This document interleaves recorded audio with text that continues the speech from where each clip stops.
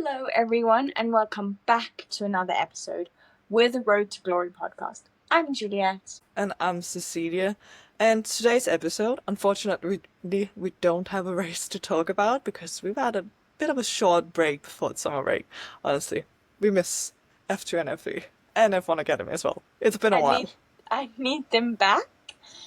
Yes. I mean, we do have a race coming up, which is always exciting to look forward to. Yes, for sure. But because we don't have a race to talk about, today we've decided that obviously some people are still not into feeder series. So in this specific episode, we will be talking about F2 and F3 specifically, showing you why it's not too late to get into F2 and F3 this season yet. So we'll get you into what is it all about, like some of the more technical stuff, and also if you're already into F2 and F3, which I'm sure our regular listeners are, we'll also be talking about the season so far, like what our thoughts are, what impressed us the most, stuff like that. So there's a little bit for everyone to get you into F2 and F3 this season, if you haven't already, or if you already are a regular fan of it. Yes, I think a lot of people, especially in this little bit of a break, have kind of heard some stuff about feeder series, and I think there's more interest building. I mean, every single day, to be honest. So it's nice for us to just cover a little bit of the basics. We're really not going to dive into depth, and we're also not engineers ourselves, so we don't know the real technical bits of it. But we will just be giving you a little short, the points that you need to know so that you can really enjoy a race and understand what's going on. Yes, exactly. Because obviously F2 and F3 are great series, also other feeder series, but I'm sure we'll talk about them in a future episode. So if you're not watching it already, there's not that much stuff to learn before you can really get into it. And also obviously we are pretty far into the season already. F3 only have 3 race weekends left. F2 we have a bit more. We have 6 race weekends left there, I believe. So still, this is your time to really get into it, because this season, both in F2 and F3 are so great, and you're missing out if you're not watching it already, honestly. Exactly. This is actually quite a good time to join in, because then you're going to see the new champion crowned, both drivers and constructors. And in some series it's really close, in others everything is up for play. So there is nothing set in stone yet. So now is the perfect time to watch the end of the season, see a new champion crowned, and who knows, maybe the person in F2 who is the champion will be in F1 next year, because we have another team coming in. So who knows? Yeah, literally everything is still up in the air, especially with F2, because talking about F2 and F3 and things being close in the championship, definitely F2 things are so close this year. It's funny comparing F2 and F3, because F3 this season is such a dominant season, especially by Rafa Camara. He has had pole position almost every single weekend, and when he doesn't have pole position, it has been Nicolas Solop that has had pole position. Those are the only 2 drivers taking pole. The other side of that, we have F2, which is pure madness, and so many different pole sitters, race winners, and incredibly close in the championship as well. Anyone in the top 5 pretty much could honestly win the championship there, where we both have very seasoned drivers, like Richard Verschoor currently leading the championship again on his 5th season. But we also have rookies like Alex Dunn in 3rd place, still very close to the lead of the championship. Also has the lead in the championship a couple of races ago, so nothing has been decided yet, honestly. No, exactly. And with F2, literally after every single race weekend, there is a different leader in the championship. So why would you not want to watch that? Why would you not want to get into that? Because obviously in F1, we all know pretty much that McLaren is the dominant team and constructor this year. But in F2 and F3, if you didn't know, they are all the same car. So technically, it's not a constructors championship. It's more like a teams championship, with each team obviously operating the car slightly different, and that's why there is a performance difference. But essentially, it is the same car, so it's more a level playing field. Yeah, exactly. It's not you get this car and then each team can adjust it to how they want it to be and how they want it to be set up. So it is more driver based than car based. No, exactly. So it is more close, but also like it's interesting also seeing how the teams do get wrap their head around the same car differently, because we do still very much see like teams that usually perform better than others. We Yeah. also get into that about like biggest disappointments, because like a team like Prema, for example, we love Prema. This is our favorite theater series team. We Yeah. love you. But they're usually like dominated in F3 and has been so good for so many years, but then they get a new F3 car this season, and now they're like really struggling to figure out how to perform best with this new car. Exactly. So we got a new F2 car. I think it was not last year, but the year before. So we've kind of the F2 and Yeah, I F3 think it was cars. last year actually. It was. I mean, yes, not this year. Yeah. The Yeah, the not season this before. season, but the Yeah. last season, yes. So I feel like F2 and F3 keep constantly evolving to try and get closer and closer to F1 cars. Like this F2 car can go 200 miles per hour, whereas an F1 car goes 233 miles per hour, like approximately. Obviously, these aren't Yeah. exactly accurate. So they are quite close to each other, and the F3 car goes like 186 miles per hour. So it is kind of trying to build these young drivers up to make the jump into F1 quite easy, because it's not drastically different. No, because obviously it is seen like F3 and F2 is like the normal stepping stones up to F1. So obviously that is where almost every driver in F1 has come from, whatever the series were called Yes. earlier as well. It essentially always been the same thing. There has been some like people criticizing though that the F2 car there is a big jump to F1, because obviously it is quick and like close to F1 car in Yeah. that sense, but still like obviously with the cars not being as complex as F1 cars, there's still like a lot to learn, and still the cars obviously drive very differently. Yeah. But still, it's like the closest thing they can get, because also like they race at the same circuits as F1, or at least like the European ones and the Middle Eastern ones. So they get to like learn the circuits that they will hopefully be racing in when they make it to F1. Yeah, exactly. But F2 and F3 weekends are kind of set up a little bit differently to an F1 weekend, because you actually have two races per weekend.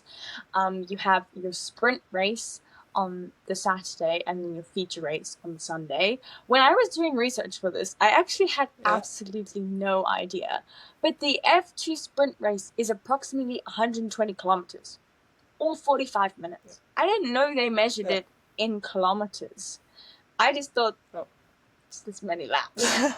Which is, They were just like, yeah, sure, just go and race for these laps. Go have fun. well, like I knew they like had like a set amount, but I didn't know they had to be Yeah. like kilometers. Yeah, I think it's the same in F1, but it's something we don't really like focus on as fans, because we never No. like really like just like, oh sure, it's these amount of laps. Cool. That's fine. Exactly. But But yeah, it then is interesting to know how they measure it. yeah, and then the F2 features 170 kilometers, so it's like just a little bit longer. But I feel like the feature race always feels way longer than the sprint, so I don't know. There's not that much difference in kilometer wise, but There really isn't. But it still works. yeah, it's weird because that stuff never gets mentioned, but it gets mentioned here. So Yeah. Here's your information from not straight from the source, but straight from us. exactly. And they also, I mean, I guess you could think of it in the same way as like a sprint weekend for F1 is pretty similar, Yeah. because they only get one practice session on the Friday and then they qualify on the Friday as well. And both F3 and F2 have a 30-minute qualifying session on the Friday. Yeah. And that sets the grid for the feature race. And this is different to F1. There is 2 points for pole position, which is there's more points up for grab, which always helps, because if you qualify pole, it does not necessarily mean that you're winning. So those 2 points are really nice to have in the bag. Definitely, it does make a difference for sure. And also it is interesting that F1 don't like give points for pole position, because I do know other race series do as well. I do believe, for example, Formula E gives points for the pole position as well. But yeah, it is an important point because like literally in F2 and F3, every single point will matter in the end of the season. So that is really a key point. And yeah, as you mentioned, obviously there's slight differences from F1 to F2 and F3 with the sprint races. Obviously, the biggest one of them being the reversed grid that we have for sprint races in F2 and F3. Yeah, which I love it. I wouldn't necessarily want to see it in F1, but I feel like it's great for feeder series because it gives the Yeah. opportunity for drivers who might not necessarily be on pole to be on pole, and then there's a little bit of chaos ensued in it. So I really like the reverse grid. Yeah, because obviously for F2, for those who don't know, it is the top 10 that is reversed, and in F3 it's the top 12 because there are more drivers, so it makes more sense to like have a more drivers be on the reverse grid. But yeah, definitely makes a lot of sense because then we don't like obviously with F3 this season we've had Rafa Camara taking pole most races. So if we had just normal grids all races, he will be starting from pole almost every time. And like that is good of course, but then he only shows that he's a quick driver and maybe he can win the race from pole. It's really essential to also like both for him to practice his skills, but also to show the rest of the world that he is able to also like overtake and actually race people. So it's good that he gets set back to 12th essentially whenever he takes pole. So it's not like always just starting from pole and just racing from there. So it does give the drivers a chance to like showcase more of their talent essentially. I totally agree because like you could just have a driver who's really quick on one lap and then he's always in the front. But with the reverse grid, there's so much chaos that comes from it. Yes. Because sometimes you have like a rookie driver starting on pole who's never started on pole before, and then they stall, which happens a lot. You don't really see Yeah. it much in F1, but you see a lot of stalling in F2 and F3, especially the F3 cars. There's something weird about Oh this my car. god, don't even get started. Yeah, because obviously in F1 they have something called anti-stall, so they literally cannot stall. But in F2 and F3 they don't have that. And I want to start a petition. Let's make anti-stall a thing in F2 and F3 because just obviously it's easy for the drivers to make mistakes in stall. That's one thing. But with the new cars, also like in F2 especially, we have seen that a lot as well. It's not always the drivers making a mistake. It's literally a mistake in the car that makes them more easy to stall essentially. Oh, exactly. So Yeah. it gives an element of chaos. So It I mean, does. I feel like Sure. we will be mentioning that a lot because it is very chaotic. Yeah. If there isn't chaos in F3 and F2, like there will be something wrong. Like it will not be an F2 and F3 race. It's just the way it is because obviously it's drivers learning. There will be chaos and it will be entertaining for the viewer. Exactly. And then with the F2 and F3 cars, similar to the F1 cars, they also have DRS because I know a lot of lower Formula series actually don't have DRS. So I think it's good that these cars have DRS so that they can get used to using it because they obviously want to be in F1 and they need to know how to use DRS and they get used to the circuits with the DRS zones and stuff. Exactly. That's also an interesting point because obviously they have DRS because that has been very relevant for F1 the last many years at this point. But now obviously next year with the new regulations in F1, they are getting rid of DRS. So that will be a difference from F3 and F2 because they will still be using DRS, but not F1 anymore. That is actually very interesting. I'm Yeah. I'm I'm I'm interested to see how the new mom is that? Yeah, the short version of it being mom. I can never remember what the full thing is because it's just gone viral at that the new DRS system thing. It's obviously not a new DRS system, but what is replacing it is called mom, Yeah. basically. So it'll be interesting to see in F1 how that works out and how Yeah. because I guess the F2 drivers will not be used to that. So that'll be another thing coming into F1 that they'll have to learn, which will be interesting. But I guess maybe if they like the system, maybe in the new like F2, F3 cars, they could introduce it because they are constantly getting new cars. Because obviously, as the regulations change with F1, so do the new cars get developed in F2 and F3. Yeah, it will be interesting how much they can do about whenever we get a new F2, F3 car again, because obviously it will take a while because the Yeah. new F3 car has just been introduced and the F2 car is also still pretty new. I also like because obviously with F2 and F3, I think that's important to note is that the teams are not as big as F1 teams. They don't have as big budgets. So it would also be like a restriction of like what kind of car can you make that can still be managed by only like a few mechanics, which would definitely like Exactly. decide however they can develop it closer to F1. Yeah. And they also don't have like huge pit crews. You have No. one dude per wheel taking it Yeah. off when they do pit stops. So the pit stops are a lot slower. Mm. And yeah, sometimes it's really not an advantage to pit. You get a mandatory pit stop in F2 in the feature race. But it's the pit stops, like you can sometimes get an advantage in F1, but it doesn't play that much. It's more like a strategical aspect of when you pit in F2.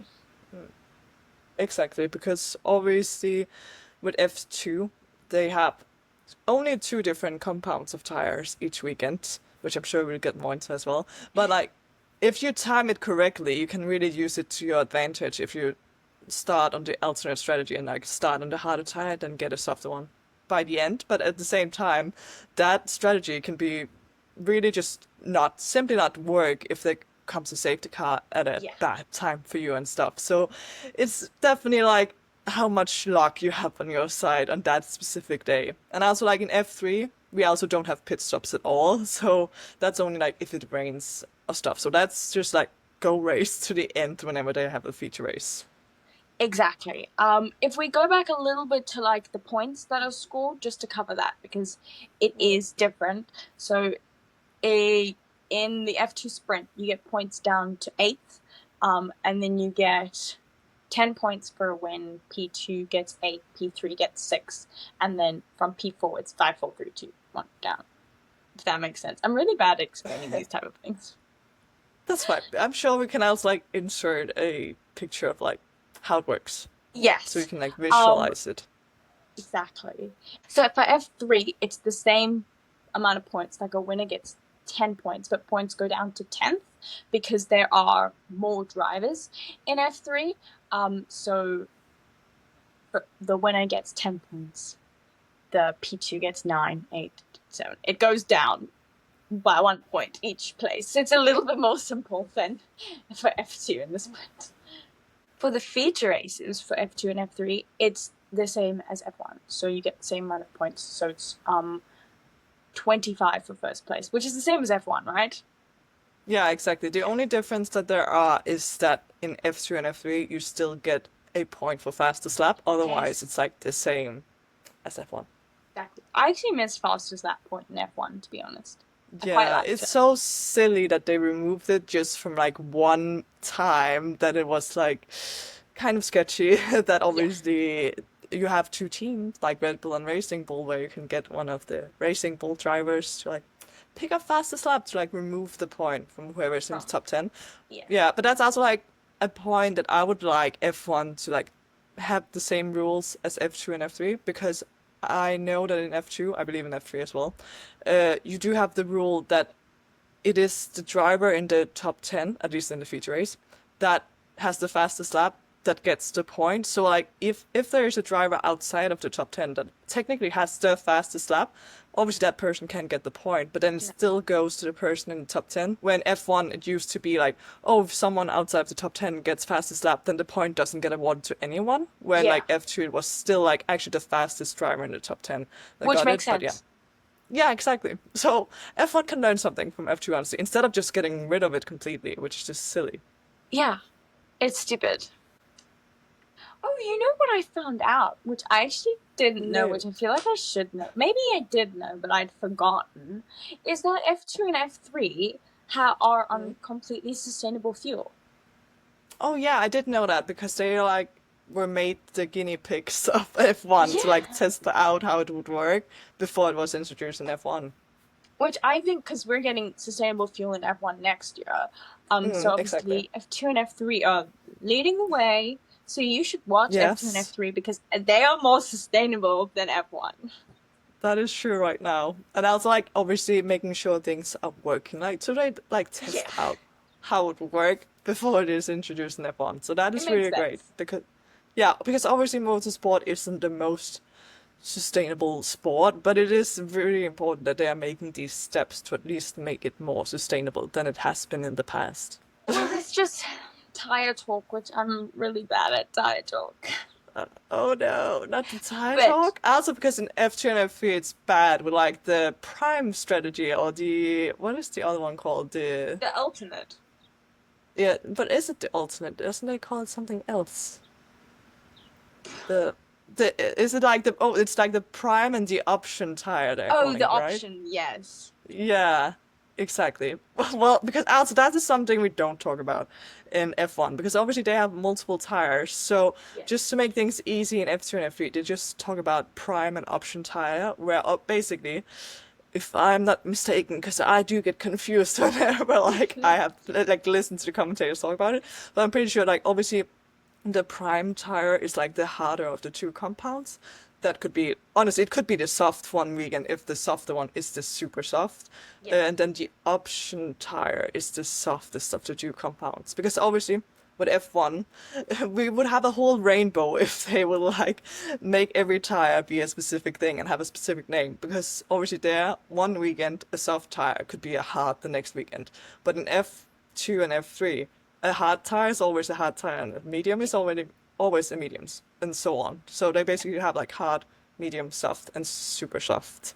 Yeah. Yes. So then it like changes whatever Pirelli thinks is like the best tires to choose. Exactly. So then each Yeah. weekend, Pirelli, who is also the official tire supplier for F2 and F3, they decide which two tires, which two not wet. What is it? What's the word? Dry compound. I forgot Yeah, the the word slicks, dry. I guess. Which two dry compounds to bring, and then they have one wet tire, which is the blue wet weather tire. They don't have inters like F1 does. No, they only have like the extreme wet tires, which I also hate because Yeah. sometimes, like obviously, because in F1 we never see the full wet, like extreme wet tire being No. used, but they literally don't have the option in F2 and F3 of like an intermediate tire. It is literally like either you are on a dry tire, like a Or you're slicks, a wet tire.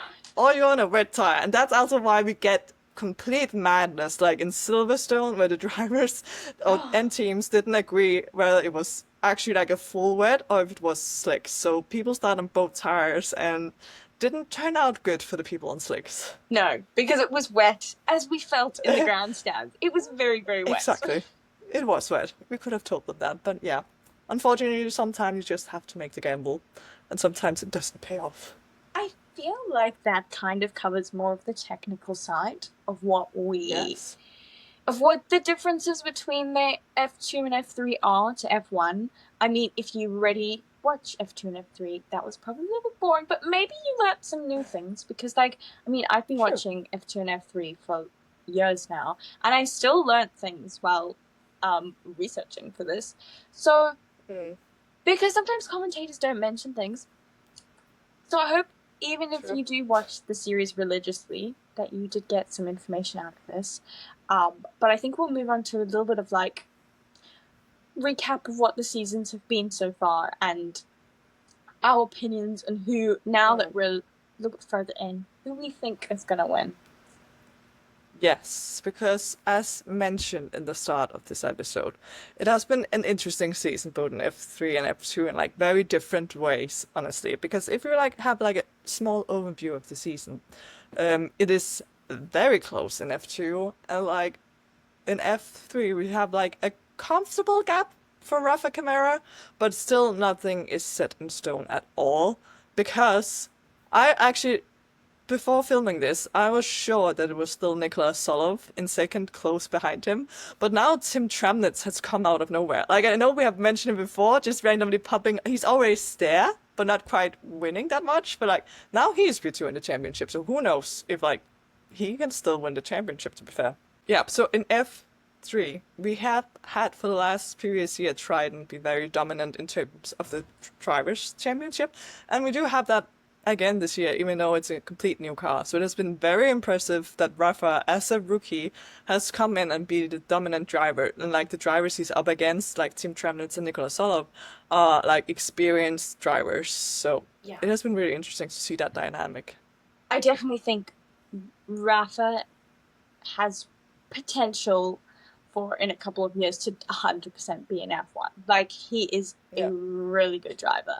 I mean, we do see a lot of really good drivers unfortunately get stuck in the feeder series and kind Yeah. of have nowhere to go. But with this new team in F1, I'm really hoping that it does open it up a little bit. Yeah, that now there will be 22 seats instead of 20, which is still like insane because in most other sports, like you won't have just 20 people being able to like be at the top of your sport, which F1 is. But I'm Yeah. sure it will help. I also like the fact that Rafa is a Ferrari junior driver, which I do still forget a lot because it's not that visible all the time, honestly, that he is a Ferrari junior, but he is. And that also is an interesting point because at obviously Cadillac is powered by Ferrari at least for the next couple of years before they will be ready with their own engine. Yeah, exactly. Like, when I met Rafa in Silverstone, he was in his Ferrari t-shirt. And I was like, Yes. I get you're a Ferrari junior. True, because obviously some teams make it very clear and in your face that they are a junior driver. Like Red Bull always have their livery on the cars, but for teams like Ferrari don't do that, so it's more easy to forget because it just seems like a Triton driver. But he is a Ferrari driver, which is an important point. Exactly. And obviously with F2 on the other side of like dominance in F3, we have madness. And honestly, anyone can still win that. Obviously, that's still the case for F3 as well. If a driver doesn't score for a couple of rounds, things will be like super close. But in F3, it just seems so random and such an odd season as well. With like Richard for sure leading the championship, having like Jack Crawford right behind him. That's also like what in his third season now, and then we start getting into the rookies who also still have a shot, like Alex Dunn. Yeah, it is crazy. Like, it's such a mix at the top. And Mm. I mean, I would not, I mean, I have a prediction of who I think is going to win now, but Yes. I would not bet on it because who No. knows? Literally anything could happen. Also, like not that many weeks left, especially of F3. Like if you just have one off weekend, things can be completely shaken up in the championship. Exactly. Um, they're still all to play for. But you know what? I was looking through like the drivers and the Mm. teams of F3 Yeah. specifically at the moment because I was thinking like who has really impressed me over this Yes. season. Um and it's quite hard because a lot of them have been doing well. I mean, I did kind of think Rafa would do well coming in from Fracca where he was Mm. quite dominant there. It showed his performance. I Yeah. didn't think he would do badly, but I never really No. imagined he would be this dominant.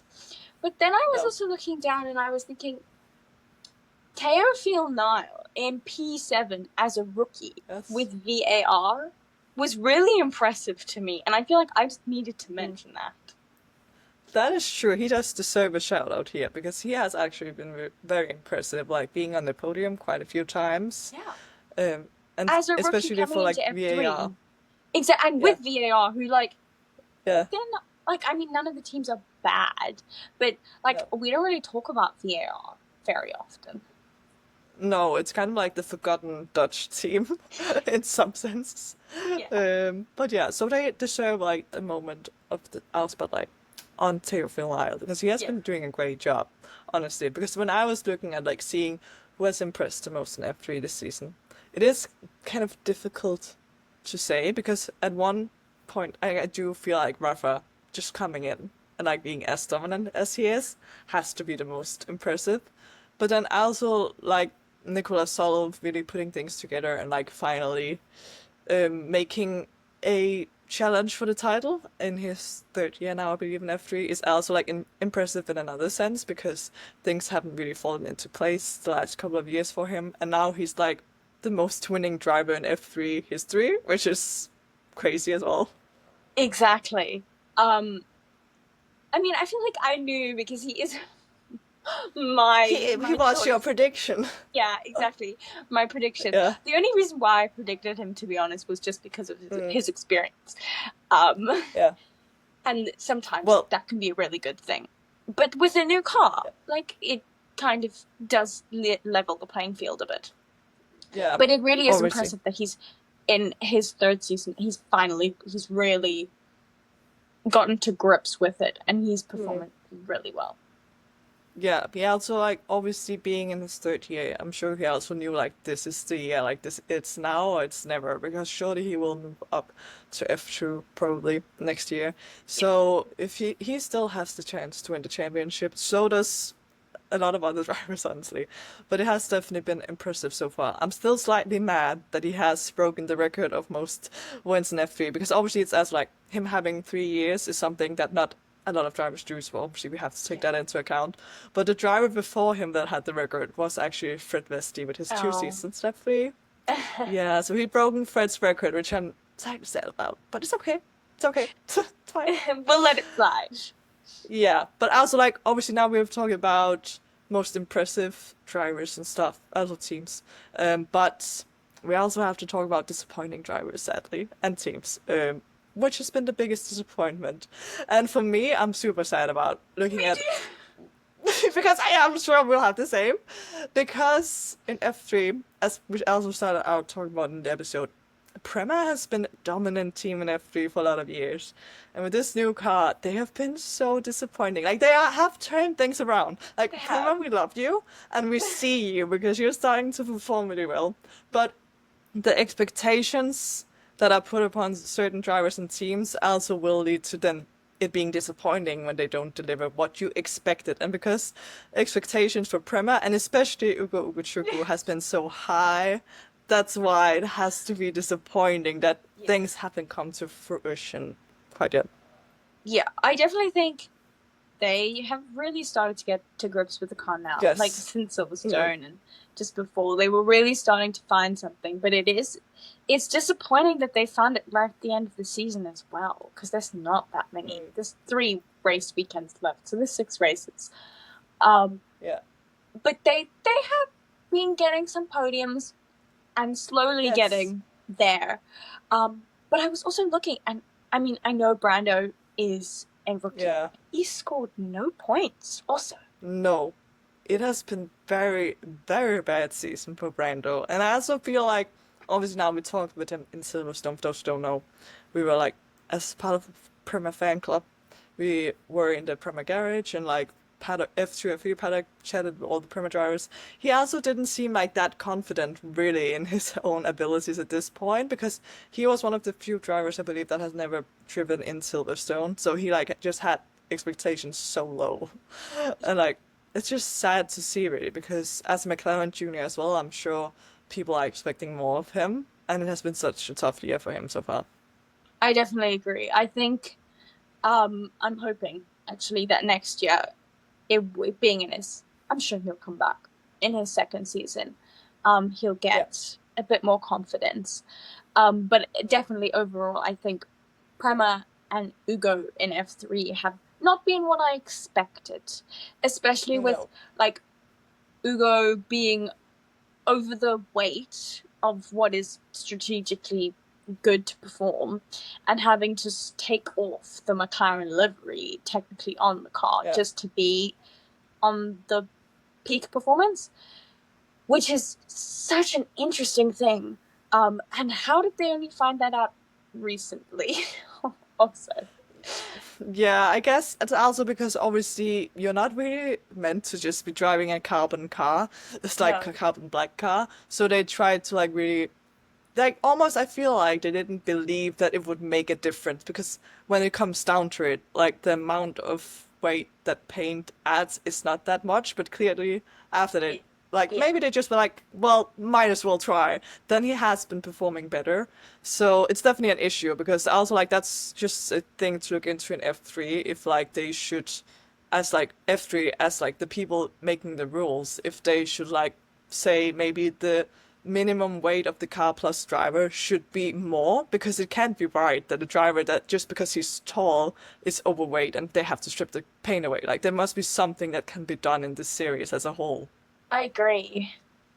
It is Yeah, so strange. But yeah. I definitely It's, think that it looks a lot more positive for Prema, yeah. and that they are on the right track. And I have high hopes, especially for next season, that we can see the Prema dominance back, because Yes. I'm never bored of a Prema dominance. I'm never bored. We're sorry, but we're never bored of permadominance. We never could be. People will be bored, we will not. But No. also, like, that is an interesting point because I am questioning whether or not Ugo will actually stay with Prema, like, if he believes that they are on the right track, or if he will switch to another team. Like, for example, Trident, who seem like they really have a grip of this F3 gap, but I guess we'll wait and see. But also, obviously, now we've talked about F3. F2 has been pure madness. And like talking about who has been most impressive, like I honestly don't even know. Like I was looking at the standings, I'm like, I don't even know what to say about this season. Generally. Honestly, I I was also looking, and I was it's hard to tell because we've had a lot of rookies that have been Yeah. performing really well. But Yeah. I feel like, for me personally, I think Alex Dunn has probably been the most Yeah. impressive for me. I mean, being P3 in the championship at the moment as a rookie Mm. coming in, change with a new team because he was with MP. I mean, in F3, but he's changed Mm. teams, um, and he's very much on it, and he's so much in the championship fight, as we've mentioned before. So I think he's definitely impressed me, as well as the rest of the rookies have been doing really well. Yeah. Also, when I was looking at the drivers, Alex Dunn is definitely one of the drivers that stand out as well. But it's Yeah, kind of difficult because, on one hand, he has had an incredible season, but on the other hand, he also very much could be leading the championship right now if you would like iron out some of the more bad mistakes he's made. But then again, he is a rookie, so that yeah. is So that then fine? it is It's a hard. difficult one, I would say, because he has really like from a personal standpoint, he has also really like specifically impressed me because I didn't expect a lot of him going into the season because it wasn't like he showed that much in F3 last year and like then immediately making the jump up to F2 after only 1 year in F3, I believe. Like Yeah, I didn't expect what we have seen from him, so it's been very positive to see him actually challenging for the championship and something I personally didn't expect. I agree with you. But also, like, we can also see on the more experienced drivers, like, I'm not sure that I was expecting Richard for sure to actually be leading the championship at this point. I know, and Honestly. I was watching it. I think it was in Chasing the Dream from a little while ago, Mm. where he was speaking that like he didn't last year at the end of the year he didn't really know where he was going to go, and he got the No. opportunity to come back to F2 again, and he Yeah. just hadn't had anything else that looked appealing to him, so he decided, why not give it another shot? Um, Yeah. so it is interesting that he is. I would have never thought that finally he would be No. really, really challenging for the Def championship. Definitely not. Definitely not something I predicted in the start of No. the season. But it also does show that even though we've been talking about the cars being the exact same in F2, that still what team you're driving for can make a massive difference. Because I do know Richard has mentioned it in the past that he has felt that he has just been with teams that haven't been good enough, essentially. Like also we have seen that with all the amount of disqualifications he has had whenever Yeah, he's been on the podium or have won a race. Like that does make a difference. And also just other small things like setting up the car, etc. So it is interesting seeing him now racing for MP, which is like more traditionally good team, a team that has also like won the championship before, and now he's starting to perform. So it will be interesting to see like the difference between like we could have Alex Dunn in his first season, or like one of the other rookies to be fair also winning the championship, or we could have Richard in his fifth season. Is like the craziest thing to me. It really is crazy. Yeah, but definitely, definitely a lot of very impressive drivers. But then on the other side of that, there's probably also been some more disappointments. And for me personally, Yeah. this is harsh because it hasn't been that disappointing, I but I feel do like feel I like know who you're gonna say. no, what I have felt like with F2 has been there's been a couple, but the first person I thought about was actually Arvid Lindblad because he has gone in with so much hype, and then in the beginning of the season at least, Mm. his teammate Pepe Marti did outperform him. He has started to like pick up his pace, but it is kind of late for him, and I know Yeah. he's probably the youngest rookie, right? So Yeah. that's why I feel like it's harsh to say he's been a disappointment. But at the same time, it is. But the other driver I was thinking about, who maybe also be the one you thought I was thinking about, is unfortunately my prediction for the Yes. championship. But like, I didn't want to start out with him. I want to like make Yeah. it into this. But Gabriele Mini has unfortunately been a disappointment, which is harsh also because Prema are still struggling with this new F2 car. And I did have big expectations for him, as I'm sure a lot of people did.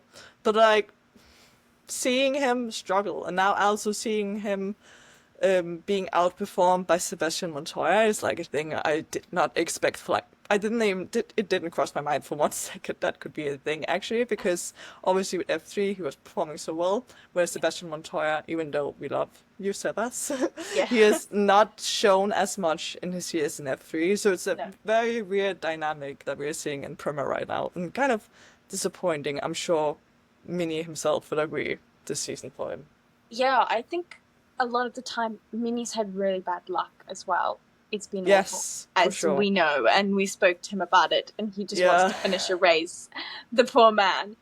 Um, Hmm. so I definitely think.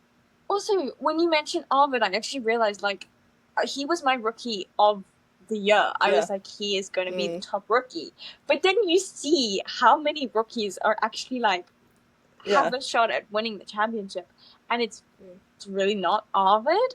So when you think No. about it, actually is a bit of a disappointment in the sense that he came in with a lot of hype, and Red Bull have Yeah. put a lot of hype behind him. Exactly. And like when you look at the F2 grid this season, and you look at like who is gonna make the move to F1, Arvid is still at the top of the list. Yeah. Like he's still very much the person people are expecting to like move up into F1, and I'm sure it will still happen, and I'm sure he's capable of doing it.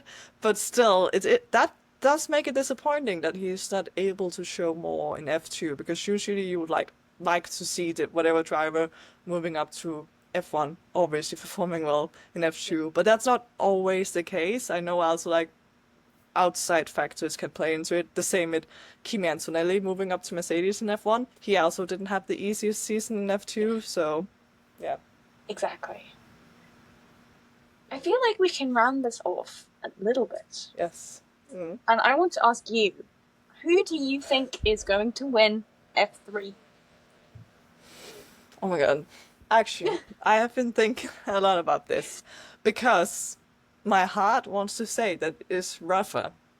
But then again, my brain is like, not like he has fallen off, but he has not been on as good a run the last couple of races. So I'm kind of scared because personally, I think that Nicolas Solev has been on a really good run, even though he's down to third in the championship now.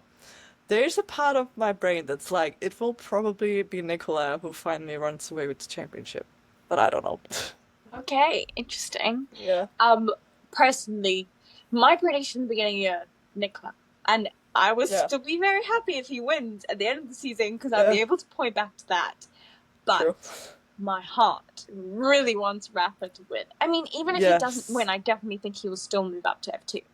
Like Yeah, I agree. there's not even a doubt in my mind No. with the performance that he's shown. But I really would like him to win the championship. Yeah. Also, like with my predictions, we haven't even talked about this in FB. But obviously, I picked the wrong Triton driver. But I will say if you go back to our prediction video, it's almost like I'm just sitting trying to pick one of the Triton drivers and randomly plumping down on one of them. So I will take half credit of mentioning a Triton driver win. Picked the wrong one. I picked Charlie Horse, You which is bad. you I did don't know know. what was up, so it's okay. I'll let it slide. Yeah, because I was very close choosing Rafa, and I would be very happy to see him win. It will also be interesting to see, obviously, because we agree, we are sure that he will move up to F2 next year. It will be interesting, though, to see for which team, because it will definitely, he will not be staying with Triton. I'm sorry, Triton, but you are struggling in F2 compared to F3. Yeah. So, Yeah, it'll be but yeah, interesting that, to see because like Ferrari juniors don't necessarily like as we know with Red Bull they stick to campers, but the rest of the juniors don't really have a team that they tend to stick to. So it'll be no. interesting to see where he goes. Yeah, because Ferrari don't really have like a strong alliance with any feeder series team. Like as you mentioned with Red Bull with Campus, and also like Mercedes used to be ART, but they have very much moved over to Prema. So what we all want to see really is Rafa going back to Prema in F2. Please, Even Ferrari, like whoever manage this, go to Prema. Give please our boy back to Prema.